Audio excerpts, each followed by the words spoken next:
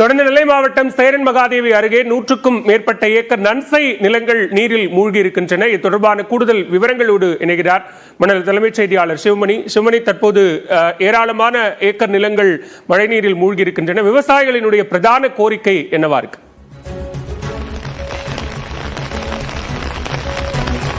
நிச்சயமாக, அதாவது திருநெல்வேலி மாவட்டத்தில் கடந்த 3 நாட்களாக கனமழை கொட்டி தீர்த்து வருகிறது. கடந்த 2 நாட்களாக மிக கனமழை பெய்த நிலையில் இன்றும் கனமழை மாவட்டத்தினுடைய பல்வேறு பகுதிகளில் பெய்து வருகிறது.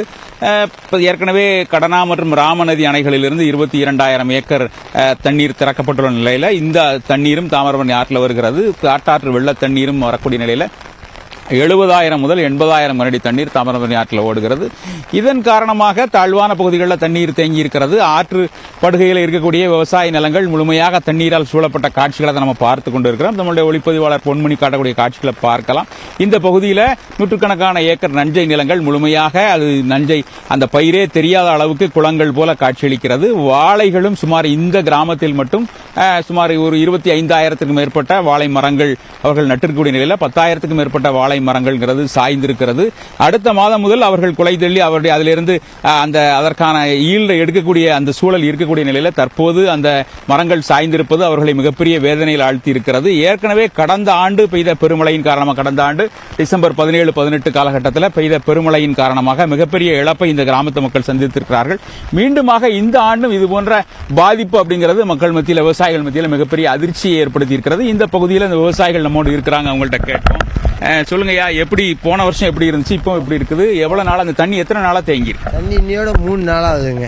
3 நாளா தண்ணி வத்தாத நிலையில இன்னைக்கு. அதனால பாதிப்பு அதிகமா இருக்கு எங்களுக்கு.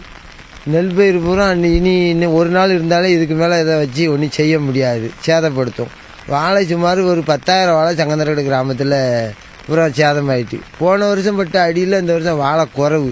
மொத்தமே 25,000 வாழை தான் கிடைஞ்சி. இதில் 10,000 வாழைக்கு மேலே இந்த கிராமத்தில் இழந்துட்டு. இதுக்கு கவர்மெண்ட் தான் நடவடிக்கை எடுக்கணும்.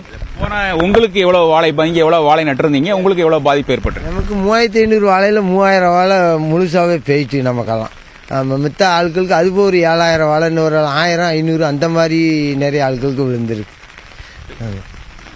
இந்த வாழை பாதிப்பு, அவங்களுக்கு வாழை பாதிப்பு அப்படிங்கிறது இந்த பகுதியில் இந்த கிராமத்தில் மட்டும் 25,000க்கும் மேற்பட்ட வாழைகள் பயிரிட்ட நிலையில் அதில் அடுத்த மாதம் முதல் அவர்கள் காயை பறிக்கக்கூடிய குலை தள்ளி காய் பறிக்கக்கூடிய நிலையில் தற்போது பாதிப்பு ஏற்பட்டிருக்கிறது.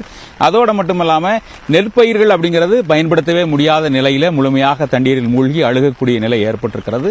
மாவட்ட நிர்வாகம் இது முழுமையாக கணக்கிட்டு அவர்களுக்கு தேவையான இழப்பீடுகளை வழங்க வேண்டும் அப்படிங்கிறது அவருடைய கோரிக்கையாக இருக்கிறது.